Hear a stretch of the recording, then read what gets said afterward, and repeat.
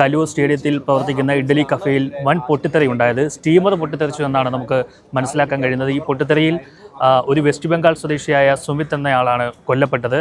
ബാക്കി 4 പേർ ഇപ്പോൾ ഗുരുതരമായി പരിക്കേറ്റ് ചികിത്സയിലാണ് എന്നാണ് നമുക്ക് മനസ്സിലാക്കാൻ കഴിയുന്നത്.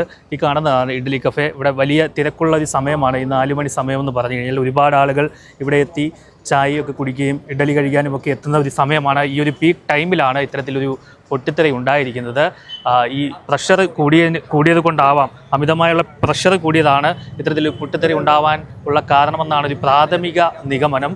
പോലീസും ഫയർഫോഴ്സും സ്ഥലത്തെത്തി പരിശോധനകൾ നടത്തി. ഇപ്പോൾ കട പൂർണ്ണമായും അടച്ചിരിക്കുകയാണ്.